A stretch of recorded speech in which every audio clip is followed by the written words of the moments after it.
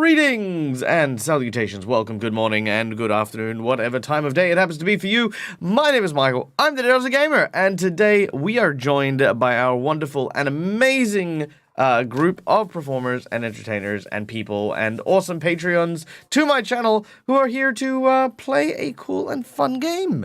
Good morning, guys. How you doing? Hi. Good, how are you? I'm Doing doing pretty good. splendidly, thank you. So excited for today's session. We left off last week on a pretty big thing, you know? And I was like, oh well, I guess this is a thing. So yeah, very excited to pick up where we left off. Unfortunately, apologies extended from Twiff and Ire. They are unavailable for today's session, but of course we carry them on in spirit, and we wish them all the best for when they return. Now, guys, so before we kick off, let's, of course, give a quick moment to shout out and thank our sponsors, of course, Hero Forge for the wonderful artworks you can see on screen, Fantasy Grounds for our virtual tabletop of choice, and, of course, Sirenscape for the beautiful music that we'll be hearing throughout the course of today's session. Now, I would also like to take a moment to thank you guys in the audience, because you guys are a major part of these games as well, and thanks to you and your efforts over the last few weeks, you have managed to help me achieve our actual goal of trolling Rob. So we actually hit our troll goal. Yay! Woo! And we are still increasing in that number as well. Why are we increasing in that number? Because again, all funds towards the troll goal are going to go towards not only this, but also travel things, going and handling like meet and greets and stuff like that.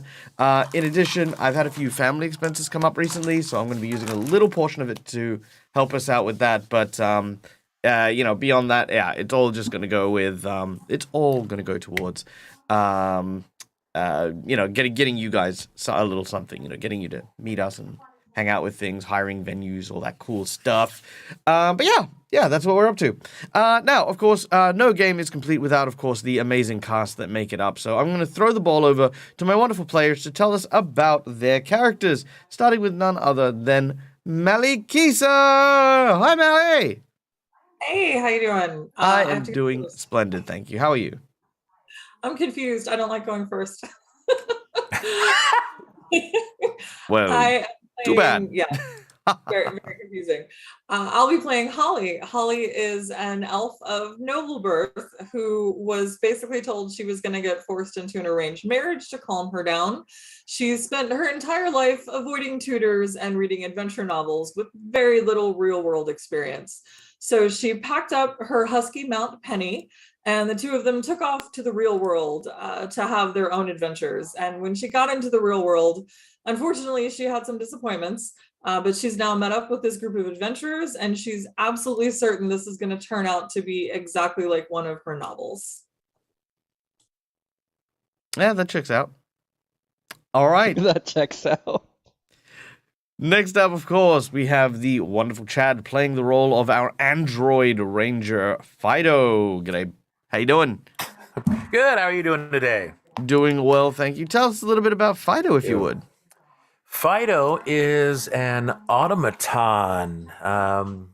He was created some 3,000 years ago from old country-built kingdom that's no longer around, and he's kind of been off and on sleeping throughout that time. He's just recently reawoken in the past 5 months after 500 years of sleep, or 300 years of sleep, excuse me, and has decided to go check out what life is like nowadays. He's made his way to Korvosa, where he had found a stray dog that he had befriended, and then that stray dog was hurt and killed by a rapscallion that he had gone to try to find and get revenge upon for harming this animal. He was a dog trader in his past and is now a ranger and is still into taking care of animals, and he's kind of an animal whisperer, so that's what brings him here. He met up with these folks. All right, right on. And Yeah. speaking of right on, Raikon, our wonderful and amazing furry friend who plays the role of Dante. Hello. Dante the Druid Kitsune, who has been around Korvosa for a bit, helping out with food essentially with hunting. Which resulted with him also having a friend at some point who had been getting heavily into the drug stuff and died from it from an overdose and went to find the person who had been giving him the drugs. All right. And that is where And we're at currently. I mean, how do you feel? How do you feel you've been going on that goal? Pretty well actually, I think. All right, cool. Because I don't think anyone's mentioned the drug peddling gnome from earlier, did they? Oh, that's right. No. I was unconscious and dying and bleeding the whole time. I didn't know he existed. Mm-mm. I Yeah, just know that we were able to get some healing drugs, so that was about it. That's true. That's true. And meanwhile, you're just there going like, "Oh wow, this is great! This is just amazing! Wow, yeah, thanks, dude." Now back on my quest, looking for this drug peddling person. Oh, Wait. wait a minute. So yeah, we'll see how that goes. All right, now guys, as always, thank you so much to our dear audience. There are a number of ways that you can influence the course of the game, as shown recently by our donation from Malikisa. Sorry, not Malikisa. What am I saying? Oh my god, it's just so freaking. I feel like it's coming anyway, but I feel like, it's always one of those things. Mali is one of our big donators, as well as Kalindria and Ira Janasi, so I always, tend to lean towards the person, but it's early, leave me alone. Kalindria, thank you so much for tipping $15 to Malakisa, as well as to Fido and to Dante for hero points. These, along with a number of different rewards, are available for you guys in the audience to influence the course of the game as we play. For $5, you can give a hero point to my players or a jinx point to me. Hero points can be used to stave off death, get advantage on rolls, petition the GM for random quirky stuff, or, just stop dying, I guess. Jinx points are used to do the exact opposite of that. Hinder, cause bad things to happen. Multiple can be used to generate big events, things like that. That's pretty fun. For $10, you can grant a Wheel or Woe, which is kind of like a superhero point or a super jinx point. They are the next level of things. You can do especially heroic or especially villainous things with those particular points. For $20, you can give someone a natural 20. It's just a flat-out nat 20. Enjoy that because, why roll a nat 20 when you can just have one? And for $50, you can create a magic item or a boss buff, which will go towards the adventure. Now, we also have a secret menu item, and the secret menu item for this particular game is a cameo from one of the previous adventures that I ran. In which you will actually get to meet one of the villainous-ish characters, one of the antagonistic characters of my long past. So that is on the secret menu item for the next couple of weeks. We changed the secret menu item game to game, and of course thing to thing. But there is a unique encounter for this game. Also, a very warm welcome to the Zen of Games. I wish more streamers use Fantasy Grounds. It's such a good tool. It is a great tool. It's a lot of fun, and one of the reasons why I use it is because we are very interactive as a D&D stream, and I can switch on a dime with Fantasy Grounds, which is why I love it. I don't say that Foundry or Roll20 are bad. They're perfectly fine. I can't do stuff as quickly as I can with Fantasy Grounds. So love Fantasy Grounds. All right. Sponsors and loveliness aside, we find ourselves recapping as we return to the city of Kintago.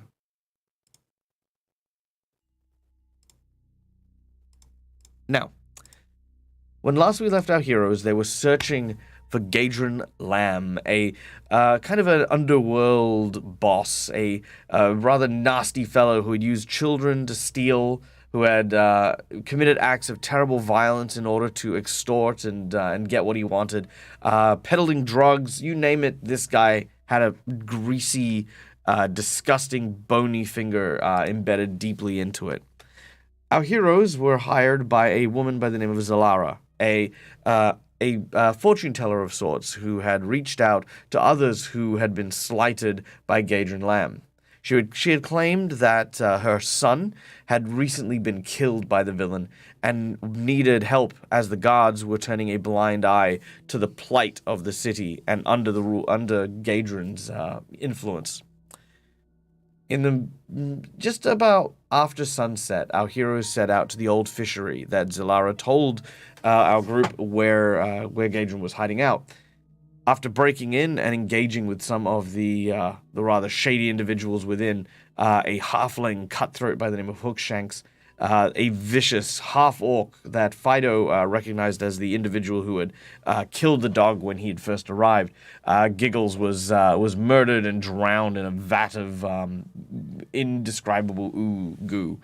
As well as the Noel Greer, who had emerged as the evil taskmaster in charge of wrangling the children. All of these and more were a multitude of gripping and grueling battles that our heroes had to face. Now, finding below the old fishery a small and secret cabin, our heroes were finally confronted with old Gadrin himself.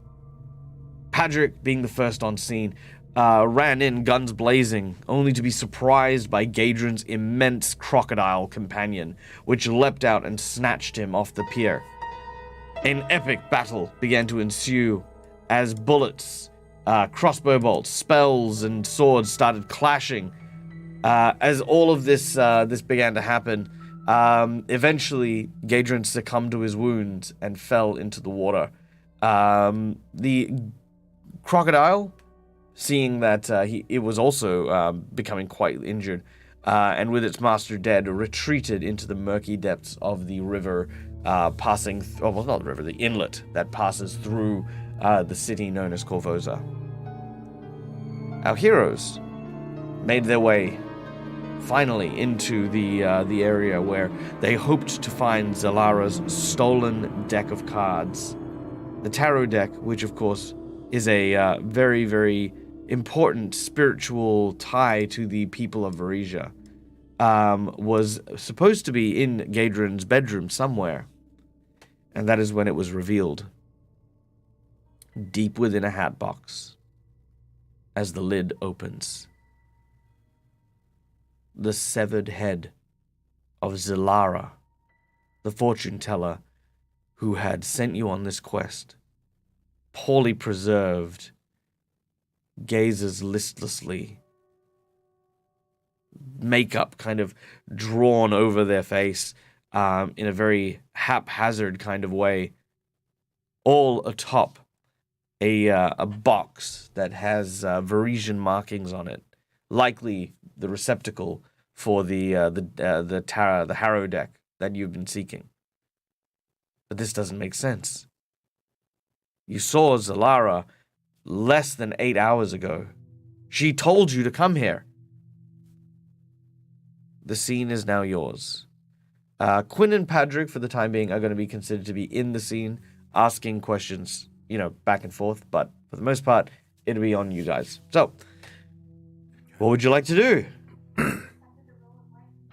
This has been dead for quite some time. At least a week.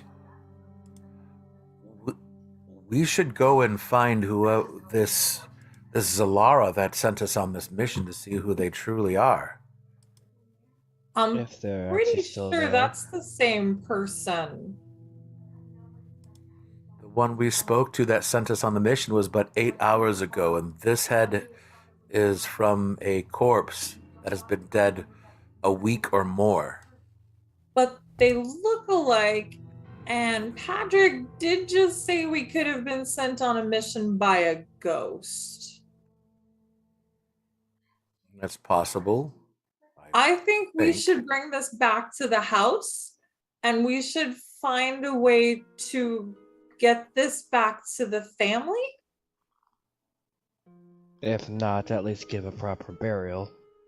For all we Something. know, there is no family left. Zalara mentioned, wasn't her son killed, or was he just taken away by Lamb? Her son was killed, but it's a family Harrow Deck, and whoever hired us was pretty specific on getting the deck back. So I think it's really important that we bring it back. And if it was a ghost or whatever, I don't really want to take a bloody deck of Harrow cards that might be magical out of a severed head's mouth. That seems like a bad idea. What if the person that sent us on this was not her ghost and wants to use these for some nefarious means? Well, the person that sent us here to do something good. So that must mean they're a good person. Possibly. Either way, I think that we should still go back, whether we take these with us or not. But I agree with you that we should take them. What do you think, Dante? Or anyone else? I believe we should. It's at least something that is the right thing to do. To at least have them with the proper owner. I am going to put the lid back on the hat box and affix the hat box. Oh, can I call Penny into the room? Is she gonna come? Yeah, no, the companions will after the crocodile is left, both Penny, your husky, and Kane, Fido's wolf, will kind of heed to come down. They no longer kind of smell the apex predator that is lean. That you cut out part way. Oh, they no longer smell that apex predator that was in the area. Okay, I'm gonna affix the hat box onto Penny's saddle. Oh, that was on my side. I will. Yeah, I kneel down and I next to Kane and I start petting him around the head and the ears while I'm checking to see how his wounds are doing, to see if he's doing very well or not. I'm going to pet Penny, but I'm also going to start thoroughly searching the room for any kind of treasure, money, magic items, anything like that. All right. Perception checks for everyone who wishes to search the area. Meanwhile, I would like to take a quick moment to thank Odd Bandicoot for the cheers. Thanks, buddy. And, of course, Tim Scott for the $25 donation, who has given some Jinx points and wheel to the chat. So thank you so much for that. This is going to be a lot of fun. Ha ha ha ha. Are you needing me to roll perception as well? Yeah, if you're searching around, yes, please. And please tell me your result. I got a 13. I had an 11. I had an 8. Okay. How does my coin boss have no money in his personal quarters? This makes no sense. Yeah, that's more or less the vibe. You look around as best as you can to try and find anything of value, and you just can't. You look around, you see some like worthless clothes. This guy was living in basically squalor. As you're looking around, however, Fido, your nose gets a quick whiff of something very, very fragrant, something unusual, almost like maybe perfume. I will follow the scent, and I kind of like whisper into Kane's ear to have him help me. I said, "Let's find this smell. You smell that?" Go to follow it. Very well. Make a survival check as you begin to follow your nose. Literally. All right, survival. Ooh, that is a 25. Ooh, beautiful. All right. With a 25, you follow your nose into the mattress, or should I say towards the mattress. Normally, the scent here is just overpowering with like sweat and grime. But beneath that, it's almost like a female, like a high-end feminine perfume, and it's coming from inside the mattress here. This is intriguing and perhaps potentially creepy. I whisper to Kane as we go to check out the mattress. I'll check under the mattress, see if I can find anything, and then if I don't see it there, I'm gonna like kind of search the top of the mattress to see where the lump is at, and then I'm gonna cut through the mattress at that point with a dagger, if I need to. All right. You feel around, and sure enough, you do feel a lump in the mattress.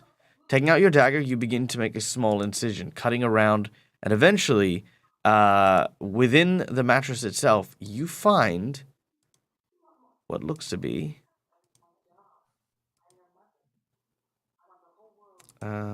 this.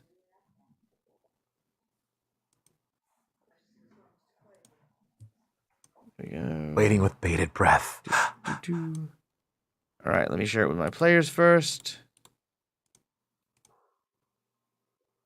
And then let's share it with our lovely folks at home.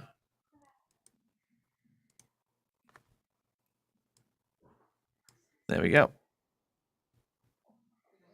All right. That is intriguing.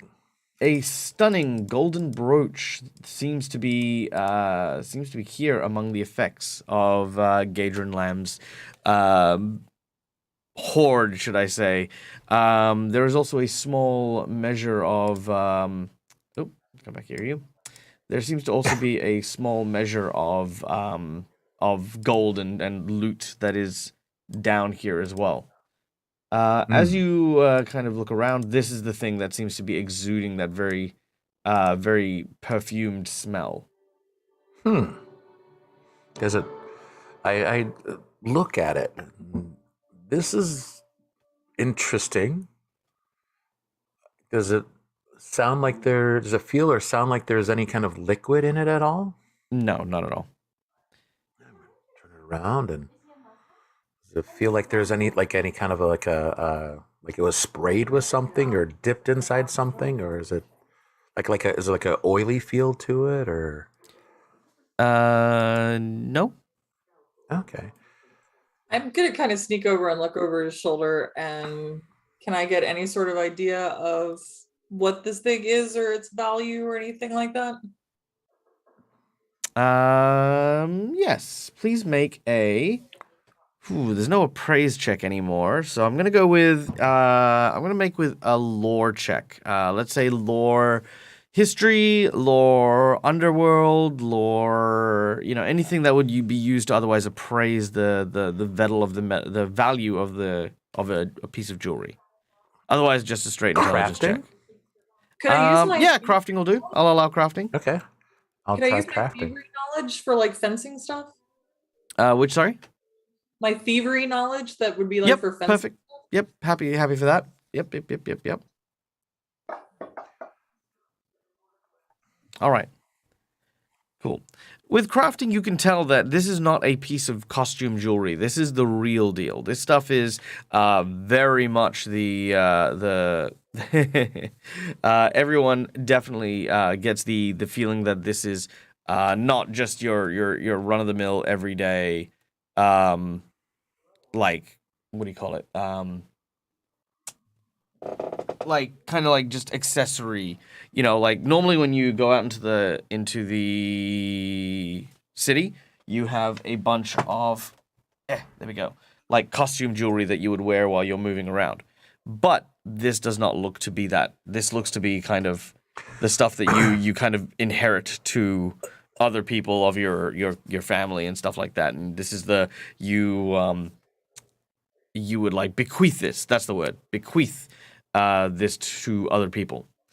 Your fence, would never touch this because it is so expensive. Ooh. Yeah, that is what you can tell. Now, beneath the amulet, you can also see a few other things. A ledger that seems to be a bunch of kind of detailed notes on people within the Korvosan Guard that had been bribed, as well as a few pieces of evidence leading towards what you think could be a number of Gadron's various criminal activities. In addition, you find a rusty iron key. Okay. Is it? I know it's covered in rust, but I'm gonna kind of the brooch I will take and kind of put in my pocket, just not even thinking to pass it around quite yet because I'm checking out the key as well. I want to kind of like rub my fingers across it, or maybe my gloves to kind of like wipe off any of the rust that I can to see if there's any kind of markings or symbols on the key anywhere. There is not. It is a very, very simple Okay. key. Okay. I would like to also take a moment to thank Calindria for the $30 donation and granting a wheel to each of my players. Sorry, yeah, a wheel to each of my players. Thank you. I see that there's a key is in my searchings. Can I find anything that the key might go to, like a treasure chest, hidden doors, secret, anything? Unfortunately, with your perception check from before, no, you haven't found anything as of yet. Can I redouble my efforts and roll perception again? You will need to wait at least an hour before you can, mostly because it does take a while. So it depends on how long the team would actually spend giving a thorough search to the area. Probably not that long. Yeah, probably not that long. Yeah, basically it's the like anytime you roll, it's kind of like, like, okay, cool. It's like anywhere between 10 minutes to half an hour goes past to do that. So doing it again would require another set. Although Odd Bandicoot has just redeemed inspiration, which means I will allow one of you guys to re-roll your search check. Thank you, Bandicoot. Oh, I nominate Holly. Right. I will take it. I do as well. Ooh, better. With a 20. What you once thought was like just kind of a seat where Gadron plopped his ass down in order to eat food off what looks to be, those reels that kind of have rope and wire tied to it. It's like a spool. That's it. It's like a sideways turned spool, right? He's basically just eats off this thing. The thing he was sitting on was actually a lockbox with a cloth draped over it. It is now clear that obviously, yeah, it's a lockbox and not a seat. I will toss the key over to Holly and say, "Here." As you do so, it falls between the slats in the floor, and then you hear this soft splash as it falls into the water. Did you cash in one of your sweet No, wolves? I'm not going to do that. I'm not going to do that. That'd be a little too mean. Oh. That would be hilarious, though. Just a little. At least let us roll. And we all just kind of look at each other like, all right. Taking the unless you are taking your time with it, I'm actually gonna check the lockbox for traps real quick to make sure that there's nothing nasty in there before I put the key in. Good call. There are no traps that you can see within it, although you do give it a proper examination. And okay, let me rephrase. There is a trap, but you've got the key, and you're fairly confident that it won't trigger. Opening up the chest, you can find inside. Okay, you ready for this? I need somebody to write these down as we go through. You can write down the gold piece value, which we can just keep. But yeah, all right. I'll keep track of I'm there. I'll keep track of the money. I got it. All right. So inside the box, you find the following: a narrow teak cigar case inlaid with tiny pieces of jade worth 25 silver pieces. A 2-pound golden ingot bearing the Cheliax's coat of arms worth 100 silver pieces.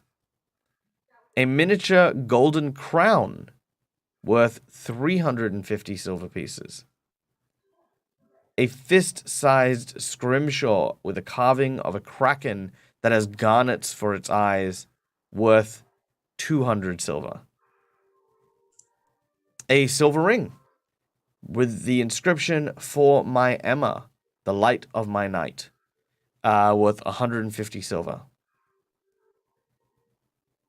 A realistic and very scandalous ivory figurine of 2 women entwined with one another.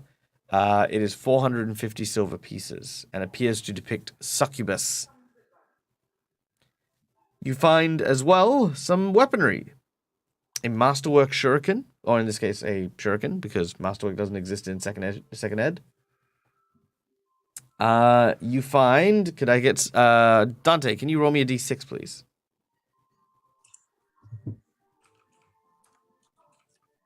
Three adamantine arrowheads. Ooh. A dagger with a very bizarre blade.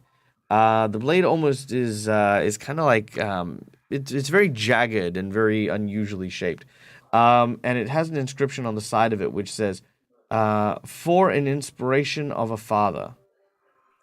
It is worth 750 silver pieces. An abalone shell, which has the holy symbol of the art god Shaylin, worth 300 silver pieces. Don't worry, guys. We'll get to the end of the treasure. This is the whole thing's a treasure string. A glass tube containing a mysterious oil.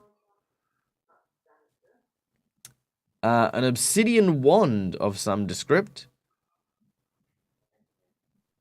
And I would like for you to put down 23 charges on the wand.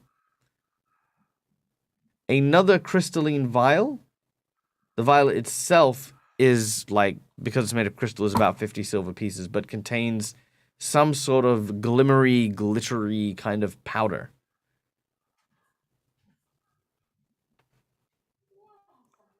Go party with that glitter.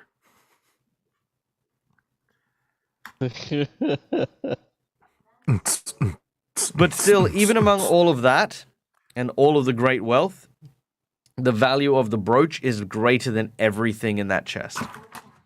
Ooh. Ooh. Damn. Is that all of it? That is all of it. Okay. Going through the ledger real quick, can I match up any of his nefarious deeds in the ledger with anything that we pulled out of the chest? I like to try and find, yes. The ring, was taken from a man that was murdered by him. An old investigator who was looking into, the old fishery. He refused to take the bribe when offered, and so he made quick work of them.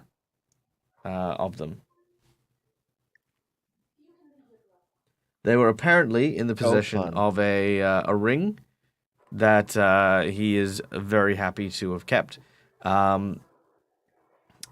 Yeah, you can kind of roughly presume that the silver ring was likely a wedding band that was about to be given or supposed to be given to someone named Emma.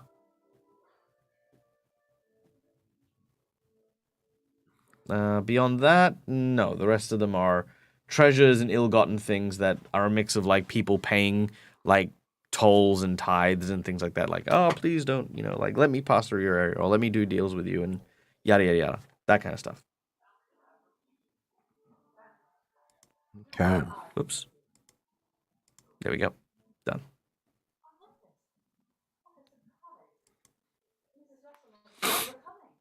And you were saying some of these items were had a gold piece value and some had a silver piece value, right? No, they all had silver piece value.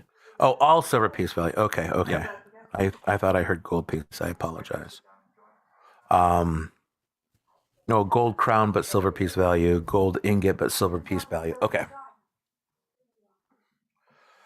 Um, Interesting. I'm gonna look at the dagger real quick. Does it look better than my current daggers? Like fancier, might do more damage, sharper? Looking at it, it does look like it is a much sharper dagger. It does, however, look like a dagger designed for suffering more than anything else. I look over to the group and I ask, I do not recall, but do any of you have magical ability? And also of which are you able to detect magical aura? Sadly, I cannot. I'm magic all by myself, but I don't know if these things are magic. Oh. Can you tell what this obsidian wand does, if it is useful or not? No. I kind of, May know have that- to find somebody that can. I can find someone who can. I know lots of people. I look to Quinn, and after asking this, and see if she has any kind of reaction to that. Let's have a look. Quinn will. Let me just pull up Quinn real quick. Abilities. Unfortunately, no. She does not have the ability to detect magic or magical auras or the like. Or magical history or anything like that? Negative. It looks as Bless though she looks at it and tries to see if there is something odd. And the one thing that's odd is the symbol of the imp and the coatl, which is the creature, which, let's just pull up the brooch again. The imp and the coatl is a heraldry, likely. Meaning that this would likely be a symbol of someone's house or someone's business, or something of that. And if they can search through and see if they can find out what the heraldry is, they might be able to return the brooch, or get a reward for the brooch, or whatever you want to do. I feel that she mentions this, I'm guessing you said? She does. She will. Yeah. Oh, okay. I feel that this heraldry implies nefarious background. That's what it looks like to me. But I'm not that knowledgeable in those things anymore. Okay, so what we need to do is we need to identify the stuff we got. We need to figure out a way to get stuff back to the owners if we need to, which means we need to find an honest guard, but we have a ledger of the dishonest guards. So we need to find someone who's in the guard that's not on the ledger that can help us take out the guards that are on the ledger, not the way we took out Gadrian, but like good takeout, like with judges and stuff, to make sure they're not guards anymore. You know what I mean? And we need to get the ring back to the person who was supposed to get the ring, or maybe has the ring, and let her know what happened to this man, because that was bad, and she should know what happened. And we also have to figure out what to do with the kids. Did I miss anything? That sounds like quite a bit. And I need a bath. I believe everyone just about does. As you say that you need a bath, you notice that your feet start to get a little wet as the tide is slowly coming in. Okay. So of all of this, the kids are the most important, I think, because they're here right now. So why don't we see what we can do with the kids? And then maybe go get a bath. How does that work? Either, yes, we should probably take them with us. I can agree with that. Isn't there? Are any of you from Korvosa? They're not. Oh, I'm not. I've been helping Korvosa for quite some time with at least the food supply. Do you know if Korvosa has an orphanage? We could take these children to the orphanage at that late. Why don't we ask the kids where they want to go?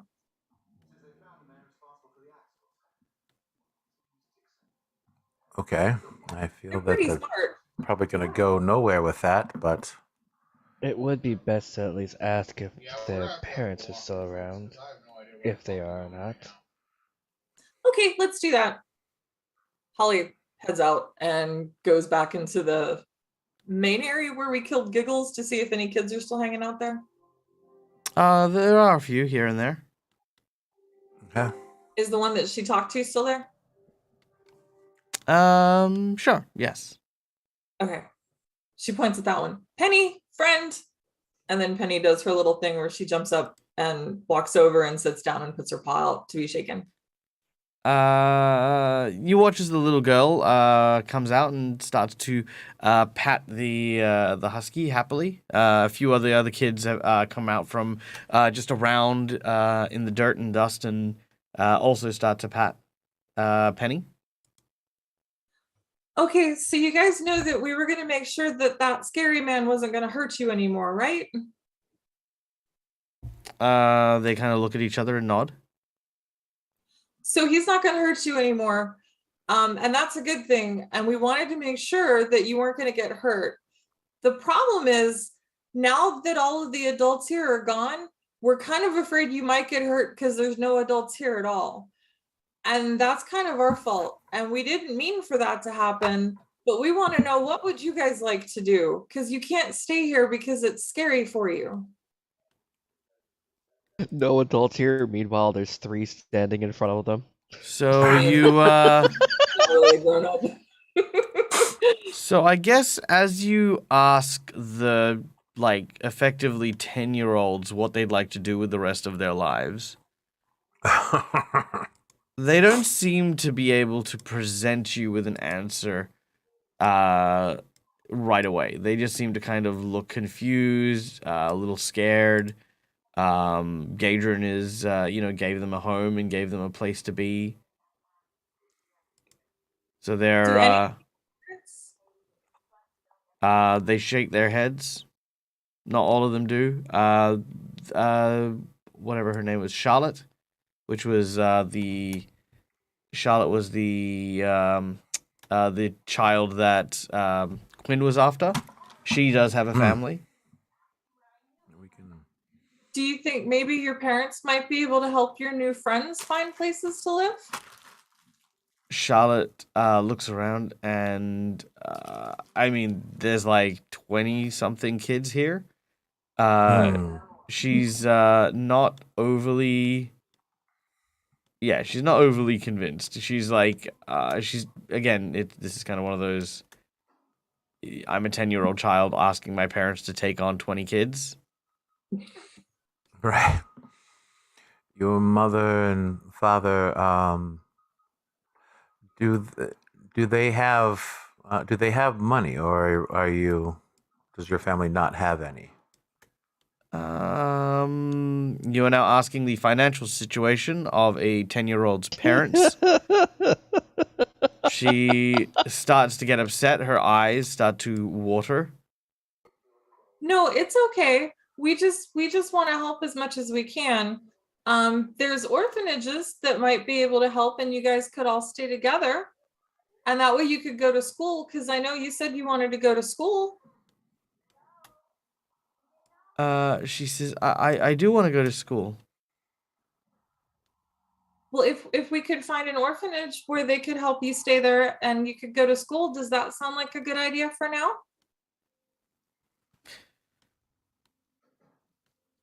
Asking a 10-year-old to make life choices, she pauses for a moment and Never said Holly was smart. At no point I really did feel stupid. I know. now. I'm surprised that. No, it's not just one. I'm just surprised that 3 people are allowing children to make their these very important life choices. It's not just one of you. It's like all 3 of you are like, yes, this seems appropriate. Like one of you is a fairy. Fair enough. They're basically immortal, tiny creatures of whimsy. The second is an android who is so out of touch of everything. I'd be very surprised if Dante isn't having a moment to go, huh.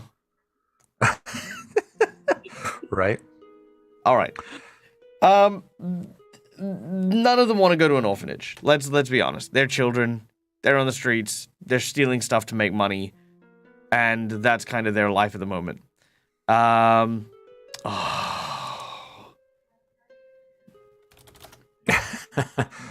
Anyway. That would be great. Might be a good idea Look, with some of the that'd be things. great. Before that happens, by the way, Kalindria, before that happens, because I am watching the chat, because, yes, before that happens, there are a number of orphanages in Korvosa.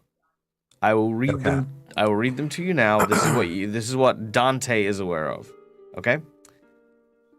Now, that still won't change, obviously, what Kalindria said, but I want you to know. Yeah. What was that? Yeah. Also, welcome Petiola. Yeah, this is the thing that they're talking to the children, trying to figure out what to do with them, because they've killed the bad guy who had been giving them employment. All right. So, okay. So here we go. First of all is Korvosa's Mercy. Jesus. The largest of Korvosa's state-run orphanages, Korvosa's Mercy is a long-standing association with the military. The Dawnflower House. The Dawnflower House is one of the only orphanages to be run by actual clerics. Faiths of the Amantor and Sune, which I think translate to, like, kind of side gods of, like, Saloon and things like that. Little House along the East Shore is the smallest and newest of the orphanages and focuses primarily on non-human orphans. These kids are human for the most part. Scrapper Hall in the Midlands is an orphanage and workhouse, so it is actually a factory. And the Riverside House in the Midlands as well is a mid-sized orphanage, also the oldest and most renowned of the orphanages, as well as also a workhouse. And this was brought to our attention by Dante? I don't know. It's up to Dante whether or not they wish to. Yeah, Dante Oh. would have brought it up because he was asked about it earlier about orphanages. I think we should take them to either Korvosa's Mercy or was it the Dawnflower House that was run by Clerics? Yep. these goodly clerics? Are the clerics gonna want a bunch of thieves? Well, they are children after all. They, It's the only lifestyle they'll they set have. them straight, that's for sure. Don't give. They're thieves. They're really good thieves. That would be the best place for them. I don't think that we should take them to. The workhouse ones. No workhouses. Yes, that would be bad. That would be worse for them than where they are now. Because they are legally being harmed for nefarious deeds. Dante, what do you know Either- about the clerics at the Dawnflower House? Are they nice? Will they be nice if they know the kids are thieves?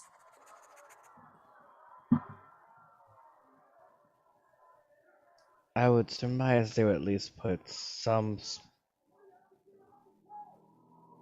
effort, at least, to not be as rough. If it makes you happy, Holly, maybe we could I motioned to, and I can't remember what her name was, Celeste, Charity, what's her name? The one that Quinn was looking for? Charlotte. Charlotte, I knew there was a C in there. Let's see, yeah. We can take Charlotte back to her parents and then talk to her parents to get some better information if you wish, or we can even go directly to the Dawnflower home and get a feel for them as well. I mean, another day or two, the children should be okay. If perhaps someone, Charlotte's parents might be willing to house them for an evening. I know that's a lot of kids, but at the very least, we can check them out. We can also give them something to at least tide them over for the day as payment for keeping track of them. Mm, yes. And kind of standing next to Dante, I kind of like, after looking at Dante, we look over at Holly to see how she responds to this. I just want them to be safe and happy. Of course, we all do. But not all the time giving them the choice is what's going to be the best for them and safest. Well, that doesn't make sense. No. People should be able to choose how they want to be happy. True. When they are older and have learned more of life, how to make proper decisions. Well, how old do they have to be? They're the same size I am. Oh, they're still children. Just, well, how old are you? 30. They are a third of your lifespan. Not quite experienced enough in life.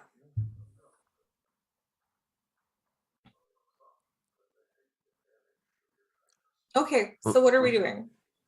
I looked to Charlotte. Charlotte, are you ready to go home now?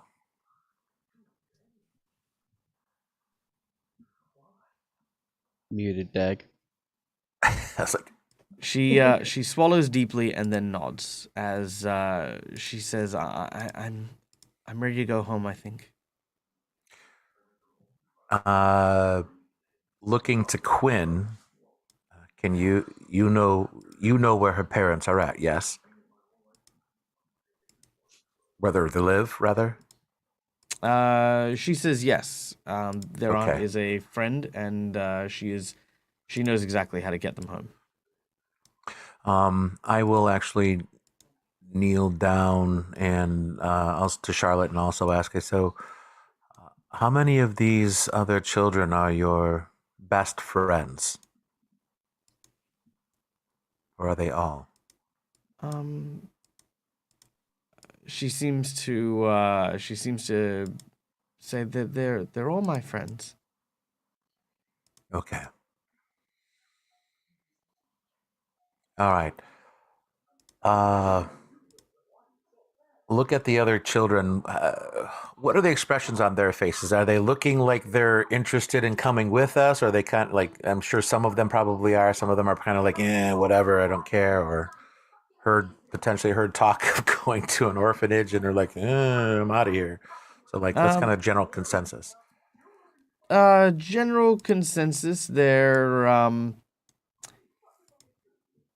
most of them are kind of nervous about the idea of any kind of like orphanage, because orphanage is kind of like the end of the road, as it were, and some of them have even been to orphanages in the past, and it's kind of like, well, you know they don't necessarily want to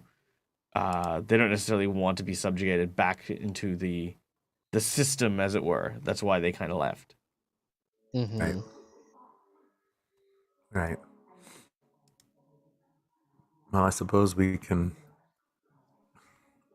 get to that when cross that bridge when we get to it. Maybe, I don't know.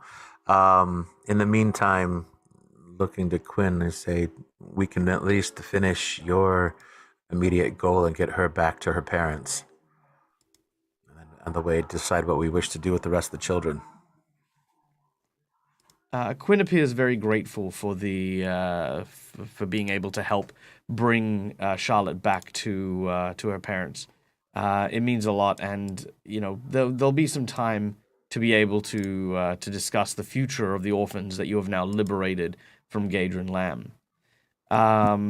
You take a moment to allow Charlotte to sort of say farewells, at least for the time being, which she does very tearfully to a number of the kids. As she does so, you also notice that a couple of the kids seem to be discussing, like, hey, if they put us in a place, we should like break out and go steal stuff again. Like, yeah, that's what we should do. wait till these goody goodies are like, gone, and then we'll become the new Gadron Lamb. Oh gosh. You can hear this. They're not subtle about it. Also, very quickly, a very big shout out and thank you to The Compound. Welcome in. Hope you guys are having a wonderful evening. It says here that you were playing some D&D. How did your game go? I hope it went super, super well. Welcome in. My name's Michael, Dead Aussie Gamer. We do lots of tabletop role-playing games here. Right now, our heroes have just managed to rid the city of Korvosa of an evil kind of underworld kingpin. And who basically used a bunch of kids to pickpocket around town. Having defeated the underworld boss and ended his operations, then the group is now kind of torn about what they do with like 30 odd children, and then that's currently what they're discussing. One of the kids is that number just increased. What? Anyway, The number keeps going up. It was 9, then it became 20. Now it's 30. Yeah, totally. That's just how this works. But anyway, I'm taking up jinx points and just adding more kids. I thought there was like 100. Wasn't that 400, maybe? Anyway. Come back tomorrow. There's 6,000 children in. Yes, you single-handedly have found 6,000. Yeah. Anyway, the important thing is that Charlotte, who is one of the kids, was the daughter of one of Quinn, our investigator's friend's family. So Charlotte is being brought back, and the rest of the kids are being dealt with, I guess, in due course. So, as we go, I will get down to all fours. Actually, I will go over, whisper to Charlotte, and ask if she would like to have a piggyback ride. And if she says yes, or I'll get down on all fours and allow her to climb up on my back and give her a ride. She will accept. She thinks it's great fun. She jumps up onto your back, and as she does so, you give her a ride. I presume back to her house. Yes. I can just now imagine all the Jill's children unable to get the ride. Well, if any of them jump on, that's savage. All right. Yeah, I was kind of half hoping that she had like one or two of the kids that were like her best friends that want to come with us, and I'd like take care of that too. But she's like, they're all. I'm like, okay, we can't do that to her poor parents. Oh, here, by the way, here's 30 kids. Yeah, because don't forget, some of the kids were in the workhouse when you started, and others were kind of, like already still out in the streets doing things. All right.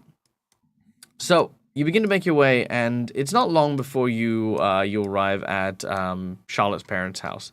They are overjoyed to see their daughter, and you can just see the look of relief and joy in their face as you arrive with their daughter in tow. They take a moment to go talk to Quinn, and Quinn will basically say that she's going to spend the night and just sort of talk about everything that had happened. Yeah, it's been a very emotional day. Charlotte thanks you once again. She gives Holly and Fido and Dante a big hug each as she's she apologizes, basically saying that she didn't want her mom and dad to worry, that she was only really trying to make new friends, and that these people were they're good kids, and she really really really wants them to be looked after, and then she goes back inside.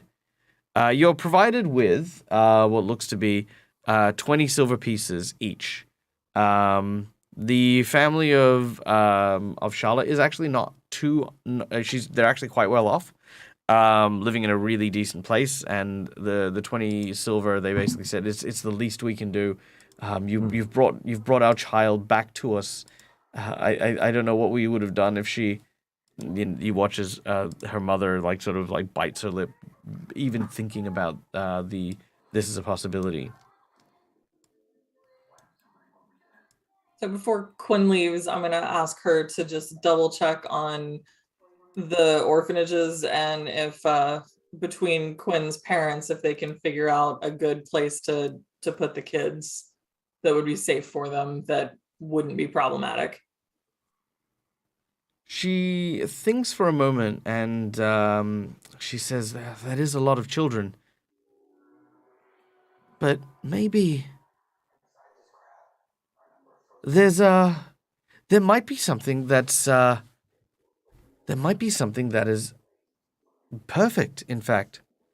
A friend of ours recently moved to Korvosa. They wanted to start a family, but unfortunately, well, they were both adventurers before retiring, and were, well, due to various incidences and accidents, were unable to have children of their own. They wanted to foster children, but well, there are some complications in regards to the orphanages and having to work for the state. And, despite the appearances of Korvosa as a Varisian city, there are still lots of old, very, very stringent rules that circle around the premises of, the Chelish Empire. I could give you their address. Maybe you could speak with them.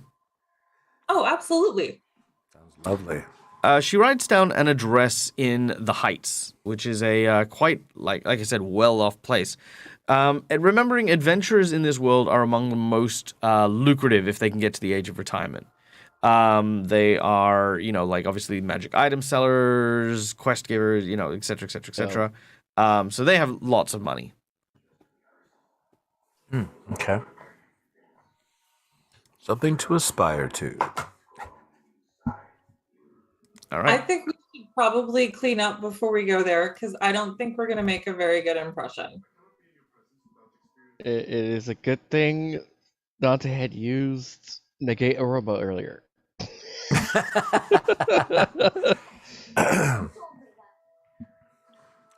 All right.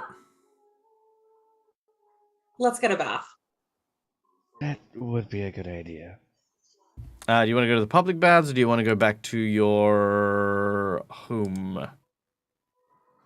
I'm just staying in an inn, so I'll go to the public bath because I don't sweat, but I guess having been soaked inside that slime water for some time probably is getting into my clothing. Yeah. I have a So- change of clothes back in my room. I need to perform my ablutions. Very well. I mean, I You can make just your way- hose me off outside. Hey, thank you so much for Fantasy Grounds for following us. Nice to see you guys. Hey. Oh, Hi. interesting. I know, right? It's amazing. Yes, by the way, yes, Fantasy Grounds, obviously our VTT of choice. And yeah, go check out Fantasy Grounds for all the things that are awesome and fun. All right, so as you make your way back into the city, now we can see that you guys have made it, like I said, into the Heights. You make your way back to the various inns that you are currently staying in to bathe, to replenish yourself and to feel much better. In the morning, presuming you take the night, or do you go back, because remember you attacked the fishery at sunset, so it's probably 3-4 a.m. The kids are probably asleep, and whoever you're going to talk to is asleep. Do you want to go in the evening or in the morning? In the morning. Okay. This is a long bath. This is not a short process for Holly. Okay. Very well. Yeah. By the time the morning comes, a hearty breakfast welcomes you. You eat, you enjoy your food, and then you make your way to the location that was outlined to you by Charlotte's parents. I also leave the severed head in my room. I'm not taking that with me. Very Oh well. God, I forgot we had that with Just to you. be clear, You this know is the what major happened. plot item? Yeah, that's fine. You just chuck it. I was like, oh damn, we left it. Shit, Intentional foster parents, the severed head staying back there. We'll just go back and pick it up. Oh, That's it. All right. Damn. Now, as you travel, you eventually come to a 2-story building, a beautiful and amazing looking garden overlooking the streets beyond a wrought iron gate. You can see large topiaries carved into the images of various warriors. You think maybe an adventuring party of old times, as well as a few kind of epic kind of statues of monsters and creatures fixed into small bird baths and the like. Not the most expensive villa in the area, but definitely not an unusual one. All right. As you approach the wrought iron gates, you can see that there is a sending stone upon the wall here. It says, "Please touch for attention." I immediately touch it. As you do so, the sending stone glows with a dim green light. A voice then appears. Hello? Who is it? Hi. Oh wait, what was Charlotte's parents' names? Charlotte's parents' names are Chuck and Tamalius and Verenia. Malleus and Verenius sent me. We have questions about some children that might need a home, and she said you could help. There's a pause, and then the gates begin to open by themselves. Nice. As you make your way in, you are greeted by the sight of 2 women who look precisely like this. Oh.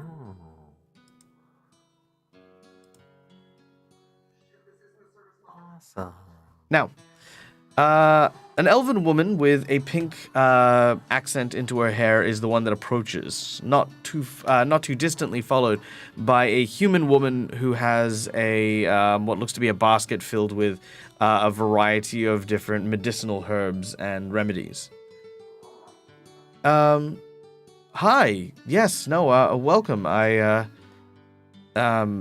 My name is Seras, and this is my partner, Angelate. How may we help you? Hi, we just had our very first adventure, and I think we did something really good. But there were some bad guys that were holding some children to do some stealing for them. And when we got rid of the bad guys, the kids kind of have no place to go now, and they don't have any grown-ups to look after them. And they really don't want to go to an orphanage. And they're also kind of thieves. So I feel like none of the orphanages around here would be really nice to them. And they need parents. So I was wondering if you guys would be willing to come meet them and see if they would want to stay with you. They look at each other, and Sarah sort of seems a little, she definitely looks like, as an elf, she's a lot more patient. She's a lot more thoughtful about the decision she's making as she's thinking about what you're suggesting. However, Angelique moves from behind and says, "Oh, we have to help. This is exactly what we've been looking for. This is why nothing felt right up until this point." She looks over and she says, "We used to be adventurers ourselves, and well, we managed to acquire a bit of wealth, but unfortunately, due to a lich's curse, we were never able to conceive. But we were always wanting to foster. We always wanted to find young people who we may be able to raise proper and turn into heroes, much like many of our friends who have left us behind. She turns and gazes very, very nostalgically at the topiaries. Some depict mighty warrior Goliaths. Others depict, kind of halflings with, switchblades kind of thing. Sarah says, but, 30 children who are also potentially thieves? What if they... She watches, there's this pained face in Ceres's face as Angelique kind of seems to surreptitiously reach behind her and pinch that little layer of fat just above the middle of her back. Her eyes kind of widen. She's like... and looks down over at Angelique, and her cheeks are kind of pouting. She's like, this is not a decision. This is not a choice. This is not something logical. And with that, Ceres has a soft smile. She says, you're right. You're always right. If there's nowhere else for these young people to go, then at the very least we handled Three Finger. I'm fairly sure we can handle some children.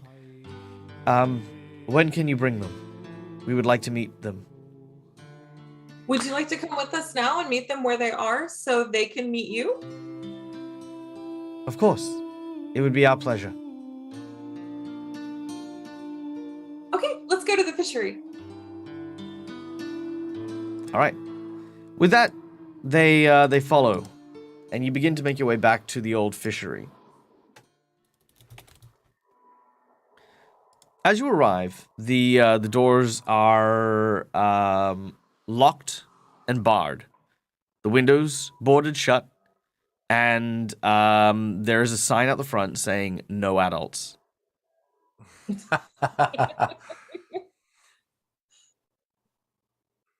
I knock on the door. Would you guys like to see Penny again? She could use someone to pet her. I'm going to use a jinx point. As a tomato flies out of the window. Make a dexterity saving throw. Seriously. Tomato!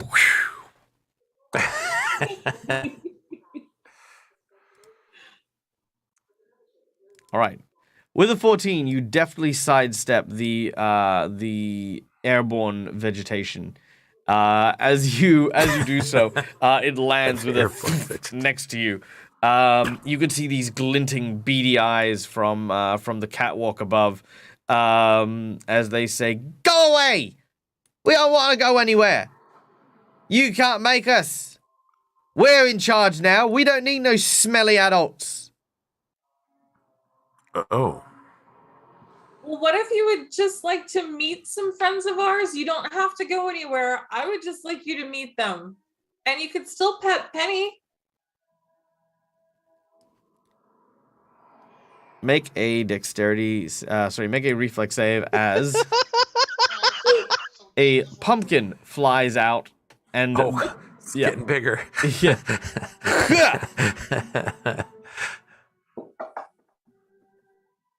Oh. Natural one.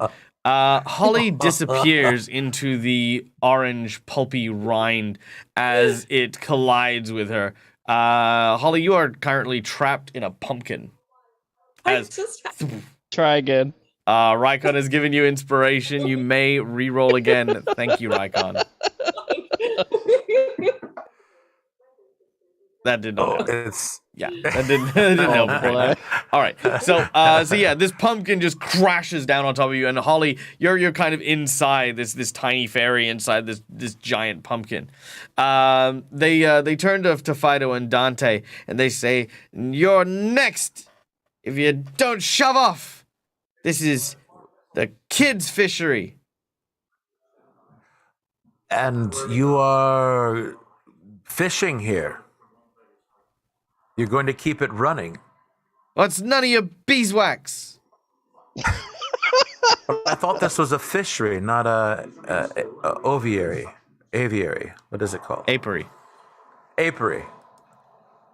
Make a reflex save. Oh no. Ooh. Oh, do you catch it? Yeah, 27. All right, cool. They threw a beehive. Oh. Oh.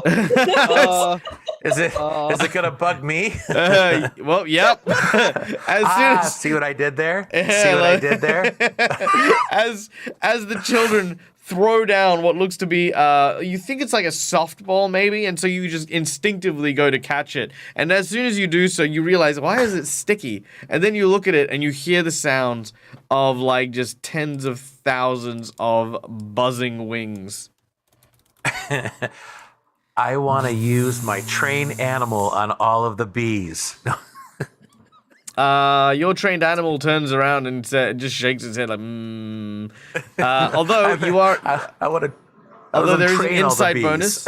So there is an inside bonus. The inside bonus for you is that you have actually had some experience with apiaries in your long life as an automaton, and you know for a fact that bees do not like smoke.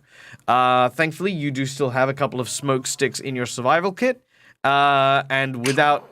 Yeah, not panicking. You don't drop the hive or anything like that. You keep it in one hand. You simply casually reach into your back pouch for the second, and then snap. You pull out the smoke stick and you put the bees to sleep. They don't fall out of the hive or anything like that. They're just asleep in the hive as you then very carefully place it to the ground. They're kind of like, They're muttering to each other. If it makes you feel any better, we're not taking you to an orphanage. These folks have a regular home. With lots of yard and lots of things. They would like to talk to you. Simply talk. We ain't dogs. We don't care how big their yard is. Of course not. You like to talk. That's what adults do. That's what kids. Good one. Make a diplomacy check. Nice. I hope it works. I have no bonus. Holly, you're kind of like at this point, like you've used a knife and you've kind of like cut out like this little hole, and you're like your head's kind of. It looks. It looks. Dante will help him get out of there. Yeah, it looks like a scene from a horror movie. All right, with a 13, you hear the tone in their voice change as they say, "No, push off. We're already adults." The the pointing out that they're adults is a big feature, right? You kind of get the impression that they can't think that they're kids, that they're for some reason or another they need to grow up now. If they don't grow up now, they'll never get a chance to. If people treat them as kids, they'll get sent to an orphanage. They'll get shoved off and shipped away. They won't be together because, like 30 kids, like they love each other, right? And they don't want to be separated as people go and find homes and stuff. So they're all kind of amidst that. And thanks to Odd Bandicoot's insight bonus, you now know that is what they're doing. They're not so much trying to be rebellious and stuff like that. They're trying to stay together. Right. Okay. That insight just for Fido, or was that for everybody? That's for Fido. The inside bonus. Inside bonus is a relevant piece of information to help the group with a scenario where whether one person gets it or multiple, it just fluctuates. I say, I understand how you feel. And as I said, we're not going to take you to an orphanage. You're too old for an orphanage. But a better place to live outside of this fishery would be beneficial to you and all of your friends. And I kind of motioned to, I forgot their names already, motion to the two ladies. I forgot too. And say, these two women would just like to talk to you to find out exactly what it is you would like to do and accomplish with your lives. They might be able to help. As they look up, the elven woman steps forward and says, "We only want to get to know you. We intend to take all of you. If you will have us, of course. We're not an orphanage. We're not a workhouse or anything like that. We're adventurers. We used to be, at least. Well, we kind of gave up adventuring, but we were hoping that maybe we could give you the opportunity to become adventurers yourselves." The children look down and they seem to be a little trepidatious at the offer. "You mean you're not an orphanage? No. Well, what does that mean then? You're just trying to teach us, and you're like a school or something?" And she turns and she says, "No, we want to be more than that. We want to show you so much more. We want to give you a good home and all the love you can hold. We want to be your parents." And that word like echoes. And there's almost like this wind that sort of comes off the streets and rises upwards. The kids are blown back by it as it hits the windows. And you can hear the sounds of some of the younger ones crying. And you hear some of the older ones sort of saying, shut up, no, just shush. She's, how do we know you're lying?" And she says, "Because if we were, then we wouldn't be able to have these wonderful people bring us here. From what I hear, they went through quite a lot to help you. And they just want to help you a little further."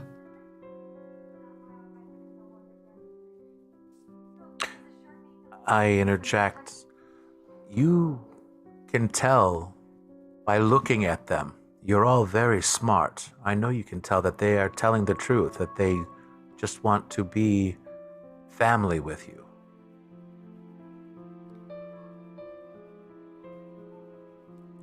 As this happens, you hear the sounds of the door being unbarred, and about 20 or 30, 20 to 25 kids sort of rush out. Most of them like kind of in tears, and as they do, they kind of rush towards the group. The two of them are taken aback. They're sort of like smiling, and they're like on the verge of tears as these kids come out, and they're just so excited and eager to meet them. There is, however, one final kid who is the one who's been throwing stuff, the one who is supposed to be the ringleader. He's like yelling. He's like, no, they're gonna separate us. They're gonna take us away. At this point, damn, I forgot their names as well. The elven woman, a shiny hero point for anyone who remembers their name in chat. You get a level up and a hero point. All right. It began with an S. I know that. It's like Sarai. what? It's Sarai. Sarai? Yeah. Yes. Sarai and Lola? No. No, No, not okay. Lola. No. It was sounded like Angelique, but it wasn't Angelique, but it was Sarai was the one you asked for. Yeah, I think the other Yes. one was an A of some sort. Yeah. All right, Sarai.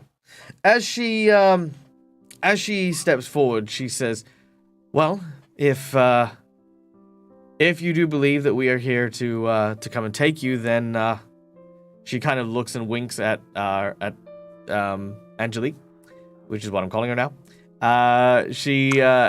She says, well, if we are there to take them away, then let's take them to a better life." And she smiles, and you watch as as Angelique sort of touches her hands and then places them on the shoulders of the elven woman. You then watch as she begins to sort of float into the air, and as she does, she kind of just begins to make her way up towards the child, who tries to just continue throwing random stuff, throws like a wrench, throws like some fish. And as that's happening, you watch as she takes off her necklace. And as she pulls off the necklace, she uses it like kind of almost like a makeshift nunchuck, as it were, and just slices and knocks aside a bunch of the stuff that's there. The kid's like sort of backing up and like throwing even more stuff. Eventually, she sort of flicks it over to her neck and like snaps it back on as the larger objects start getting slapped away by her bare hands until eventually she gets so close. He then pulls out a knife from his back pocket, like a fishing knife, and goes to stab her. And you watch as with a single gesture, she uses a disarming strike to kind of pull the knife away. And then as she does so, pulls him in like really close into an embrace. He punches her back. He starts to like try to kick her, but eventually he just starts to bawl and his eyes just overflow with tears. As that happens, a few moments pass and she floats down with him. He's kind of got this very ashamed look on his face as Celeste looks and says, she just sort of taps him on the back, and he says, "I'm sorry. I'm sorry."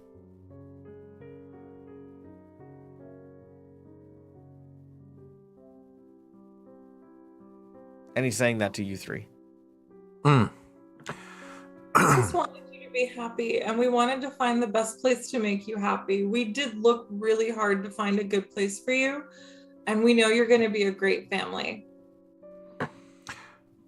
I'll kneel down next to him, and I look him in the eye and I say, "That is an excellent start to being both an adult and a leader of your friends." And with that, I pull out that scrimshaw that had the garnets in it, and I say,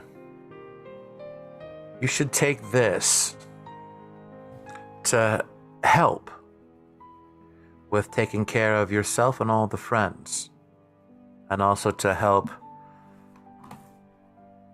Cyrus and Angelique." Cyrus, that was it. They're going to need your assistance to help keep track of all your friends and make sure you all do the best that you can. He clutches the scrimshaw in his hand and then nods before joining the others. She says, the couple say that it'll take some time for them to get to know each and every one of them, but they want to. You want 30 kids who have come to join this. You are each individuals. You are your own people, and we are going to take as much time as it needs to for each of us to know every one of you, so that we can love you with everything we have. They then thank you, and they basically say this means the world to us.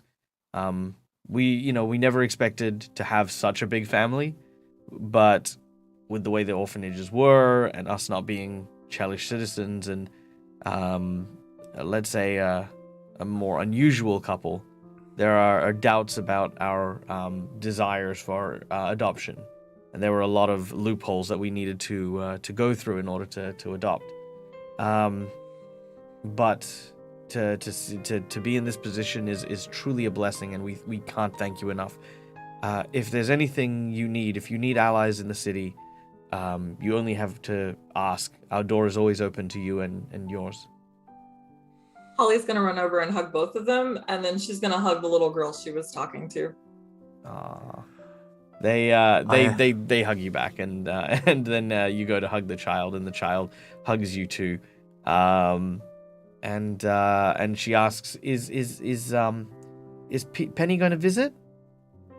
Penny will come visit whenever you want her to. She seems really, really happy. And with that and a fond farewell, the lovely couple, whose name I need to write down here, Sarai and Angelique.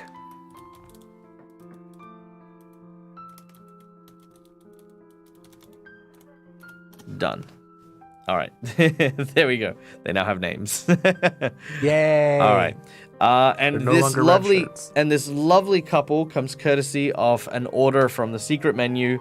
It was a request and something inserted by Calindria. I hope that you enjoyed that. That was very sweet of you. And that's you know, yeah. Normally I don't do like such quite so long expository storytelling, but I thought it was a very nice gesture from Callie, and I thought you guys would enjoy that as well.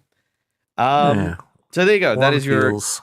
That is your happy ending for our lovely children that you have now saved.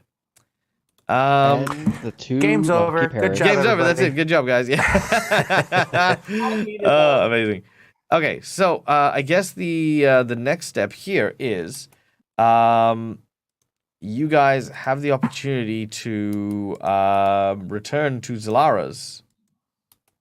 Yes. Let's do that. After picking the head back up. We have to go get the head, and I'm covered in pumpkins, so I need a bath again.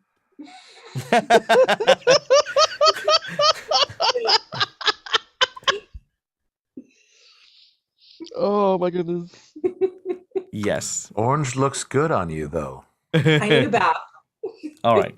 After a short reprieve and a very, very warm bath, you now smell a little bit like a pumpkin spice latte, which is like, it's kind of nice. You begin to make your way towards the home of Zalara. Now, to recap those who were not here at the start of the game, Zalara was the fortune teller who had sent them on the quest here. However, it was learnt that Zalara was already dead by the time that she had sent our group after Gadrin Lamb. So, with the severed head in a box, along with the tarot deck, our heroes return once again to the site of Zalara's home. Now, as you arrive, you can see that the home that you had once seen, filled with vibrant silks and tapestries and the like, is no more. Instead, you see a decrepit and neglected building. A thin layer of dust caked over much of the areas here, and there is definitely a sense of loss that wasn't here before.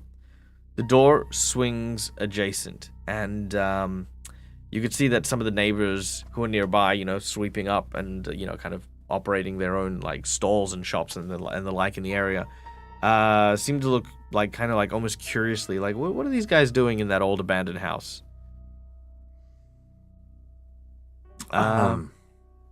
When we go in, because we were just there like 8 hours ago, like how does it look completely different? More than 8 hours ago at this point. Yeah, it was about 12, 15 hours ago. Yeah, a little bit longer than that, but All right. Inside. Oops. Here we go. Hiya.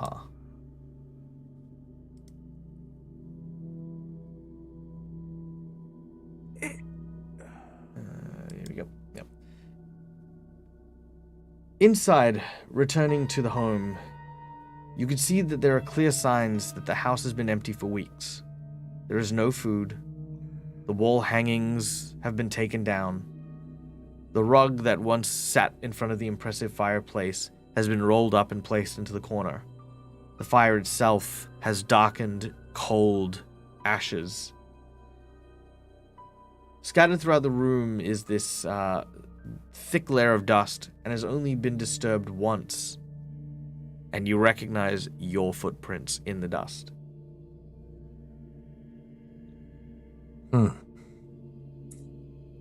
I had gotten water out for Kane and Penny when I came here. Are the water bowls still there? Yes. The water were they water bowls from the house, or did you bring water bowls? They were water bowls from the house, and there was still water in them when we left. There's still water there, but it's kind of stagnant looking. Ew. Mostly mixed with dust and grime and stuff like that. I'm going to carefully go over to where Zalara was sitting when she had spoken to us, given us the reading, right? Mm-hmm. Moving over to the seat, you can see the outline or the imprint of where Zalara used to sit. There is again, that sense of just emptiness that lingers around. And as you make your way there, you suddenly hear a sound. Strange resonance.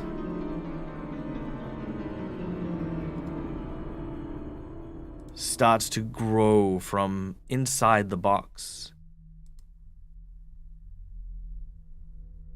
I was about to ask. And take the lid off. You take the lid off, and you can hear the sounds of magic rising up. You watch as this blue turquoise gas kind of leaves the box, and the deck seems to glow and vibrate. Still wedged in the mouth of the head. I would like to also enact my innate ability for with my arcane eye for my. You remember what I'm talking about? See invisibility while this is happening. You do not seem to see anything in the area. Okay, so it'll be on for 10 minutes. So I'll just keep it on and kind of looking around as we're watching this as well. Sure.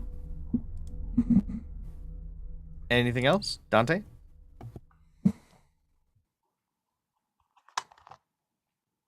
Muted? Muted. No, I kept hitting the. I had to mute it because my roommate. Hmm. But Dante is just watching what's going on.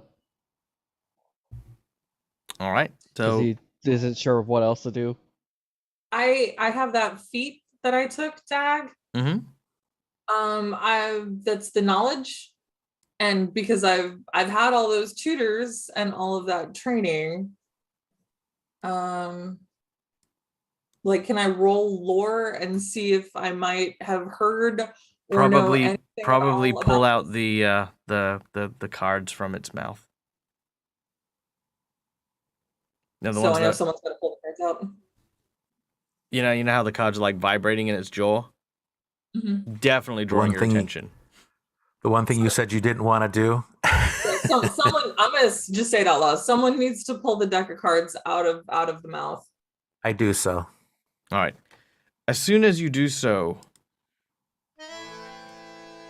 the fog that seems to come from the box was actually from inside the actual head. And now that you've uncorked, as it were, the mouth, it now fills the entire of this building. There's a thin layer that rises to about mid-shin of this dust, and from the dust sort of rising up, standing on her feet, is Zalara. Zalara's ghostly figure stands tall and looks at you. Allow me to share this with you guys.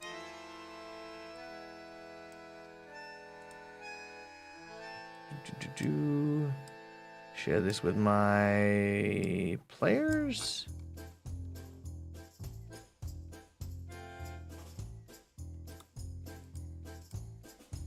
And then let's check it out as our audience. Why do I feel we're about to have a Muppet song and dance occur? Because I'm currently playing with 3 Muppets, maybe. Okay, I see how it is. Sorry, See myself out. sorry, I can't help myself. Like it's a very it's an Australian thing. Like Muppets are just like it's Aussie slang. It's like you. Muppet. Oh, really? Yeah, you Muppet. That's Also, I might be Muppet. British, to be honest. Like, but you know, it's whatever. It's definitely British, and it's not a compliment. It's not. All right. So, from underneath the fog, Zalara rises. In her hands, she has a ghostly version of the deck that Fido you currently hold in yours. She says, okay. "Thank you. I know that I tried to deceive you when I asked you to go for Gadrian. It was not my intention to bring you harm, but understand I was quite desperate. And there was no guarantee that anyone I sent were going to be able to put a stop to him. He did kill my son, but I went to confront Gadrian myself. His brutes were swift, and well, I was killed. But my anger didn't subside. I was furious that he had done this to me and my son. And I couldn't rest. You see, before I died and before Gadrian killed me and my son, the cards, they told me that dark times lay ahead for Korvosa. So I sought out heroes not only to help avenge me, but to perhaps help all of Korvosa.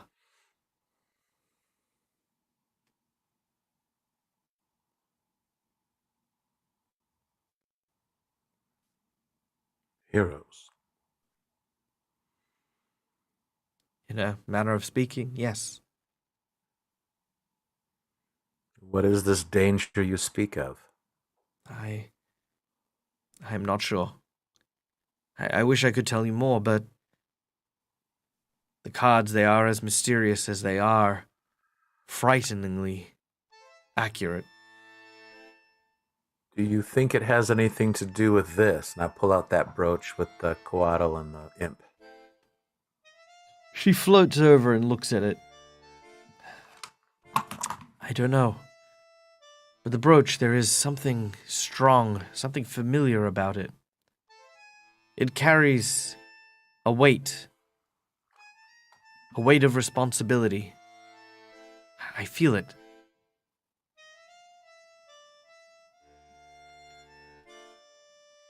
What should we do with your Harrow Deck? Please, hang on to it. My spirit is forever tied to the spirit of my ancestors, and a part of that Harrow Deck as well. Even with my own death avenged, I still desire to protect and prevent more from occurring in the city. Until my tarot is complete, I will travel with you when you need me. I only have so much strength, so I may only be able to manifest for a short while.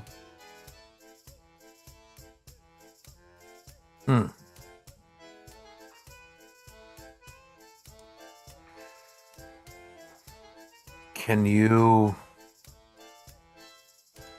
give us any idea of where we should go to find the next clue? As of right now, there's nothing else that we can think of. No, as I said, anything could be the spark that sets Korvosa ablaze. We just have to wait and see what happens. As this happens,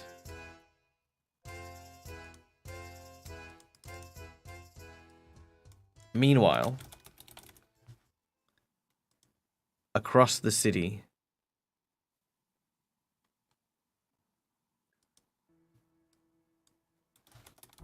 the sound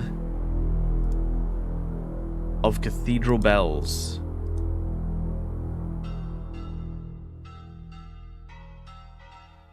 start to ring in the distance.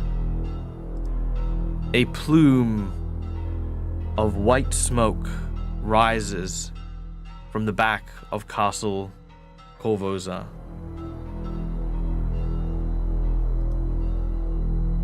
The whole city almost simultaneously stops and turns their gaze upwards. As they do so, they look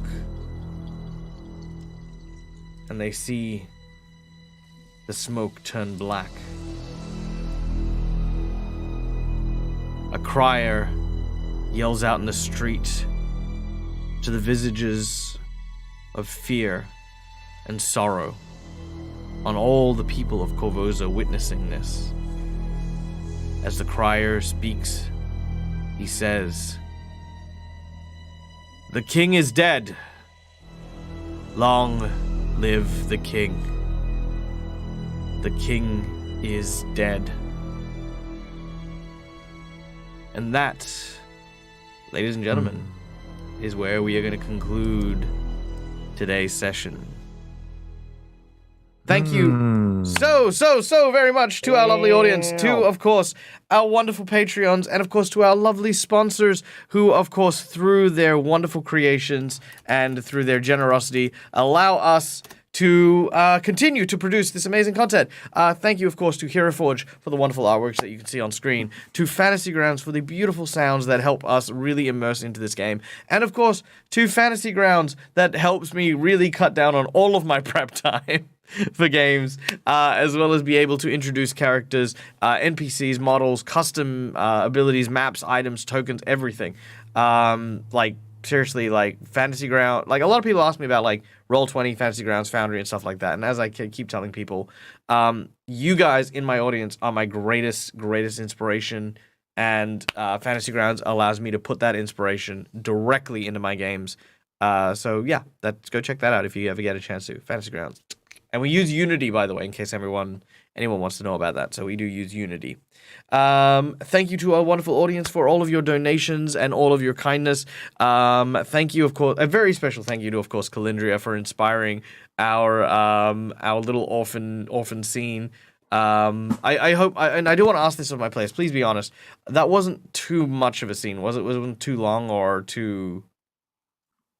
I don't feel so. No, not at all. I mean, from Holly's perspective, that was about as perfect as you can get, because that was the end of the book. In her brain, that was an adventure book, and that was exactly how it was supposed to end. Oh, so that's wonderful. Well, thank you. I appreciate that. I always worry when I get exposition-y, and I feel like I'm like, oh, I need my players to do something. I should shut up and let them do things.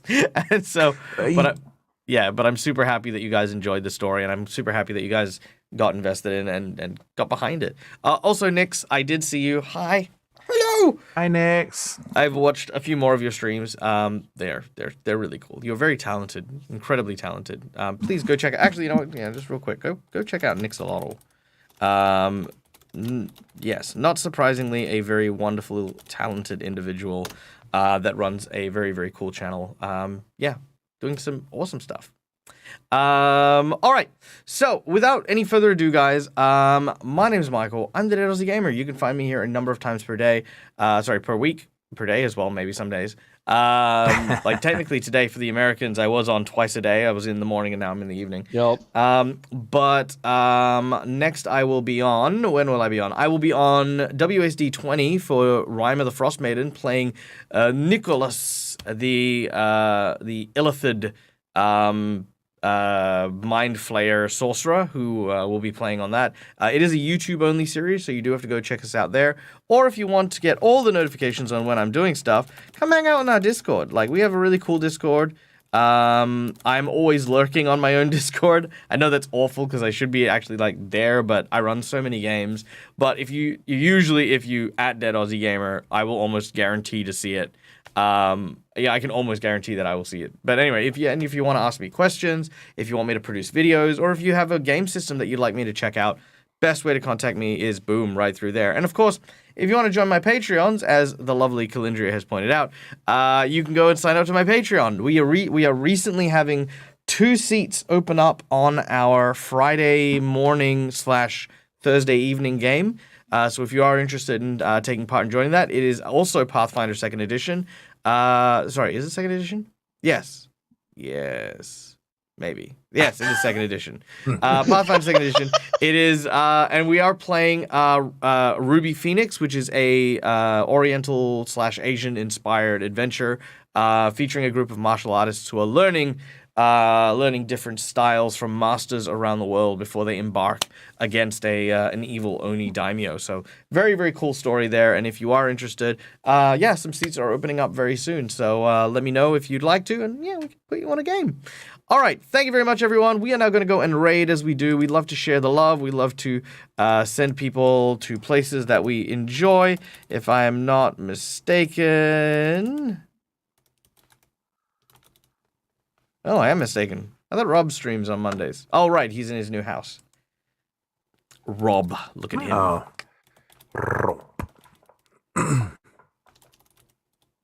Let's see. Boom. Have a nice day and night. Thank you, Odd Bandicoot. I will. You as well. Please have a wonderful, wonderful evening.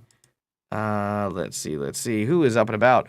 Ooh, there are a number of individuals out and about. Out of the Abyss is on. Okay, yeah, no, we're going to go and hang out with Scarlet 64. Now, Scarlet 64 is a very, very creative cosplayer, DJ, and D&D player.